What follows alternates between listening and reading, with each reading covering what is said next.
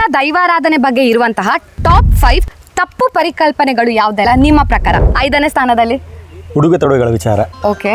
ದೈವಾರಾಧನೆ ಅಥವಾ ಒಂದು ದೈವದ ಕಲಕ್ಕೆ ಬರುವಾಗ ಹಾ ಹಾ ಸಾಂಪ್ರದಾಯಿಕ ಉಡುಗೆ ತೊಡುಗೆಗಳನ್ನು ತೊಟ್ಟು ಬರಬೇಕು. ಅದೇ ಒಟ್ರಾಶ ಬಟ್ಟೆಗಳನ್ನೆಲ್ಲ ಪಾರ್ಟಿ ವೇರ್ ಅಥವಾ ಹೊರಗೆ ತಿರುಗಾಡ್ಲಿಕ್ಕೆ ಹೋಗುವಾಗ ಇರುವಂತಹ ಬಟ್ಟೆಗಳನ್ನು ಹಾಕುವಂಥದ್ದಲ್ಲ. 4ನೇ ಸ್ಥಾನದಲ್ಲಿ ದೈವಗಳನ್ನ ಎಲ್ಲ ಕಡೆ ಪ್ರತಿಷ್ಠೆ ಮಾಡುವಂತ ಕ್ರಮ ಇಲ್ಲ ಅಂತ ಹೇಳಿ ತುಳುನಾಡಿನಲ್ಲಿ ಒಂದು ವ್ಯಾಪ್ತಿ ಉಂಟು. ಆ ವ್ಯಾಪ್ತಿಯಲ್ಲೇ ಪ್ರತಿಷ್ಠೆ ಮಾಡಿಕೊಂಡು ನಂಬಿಕೊಂಡು ಬರುವಂತಹ ಕ್ರಮ. ಅಂದ್ರೆ ನಮಗೆ ಮನಸ್ಸಿಗೆ ಬಂದಲ್ಲಿ ಸಿಕ್ಕ ಕಡೆ ಎಲ್ಲ ಇತ್ತೀಚೆಗೆ ಬೆಂಗಳೂರು, ಮೈಸೂರು ಅದಕ್ಕೆಲ್ಲ ಓಕೆ ಮಾಡುವಾಗ ಎಲ್ಲ ಹಾಗೆ. ಓಕೆ. 3ನೇ ಸ್ಥಾನದಲ್ಲಿ ಕೋಲ ಅಥವಾ ದೈವಾರಾಧನೆ ಆಡುವ ಜಾಗದಲ್ಲಿ ಕೈ ಮುಗಿದು ಭಕ್ತಿಯಿಂದ ಇರುವಂತದ್ದೇ ಹೊರತು ಮೊಬೈಲಲ್ಲಿ ವಿಡಿಯೋಗಳನ್ನು ತೆಗೆದುಕೊಂಡು ಅದಕ್ಕೆ ಬೇರೆ ಬೇರೆ ಪದ್ಯಗಳನ್ನು ಹಾಕಿ ಸೋಷಿಯಲ್ ಮೀಡಿಯಾದಲ್ಲಿ ಬಿಟ್ಟು ವೈರಲ್ ಮಾಡುವಂಥದ್ದು ಇಂಥದ್ದೆಲ್ಲ ಸರಿಯಲ್ಲ ಅನ್ನುವಂಥದ್ದು ಒಂದು ವಿಚಾರ.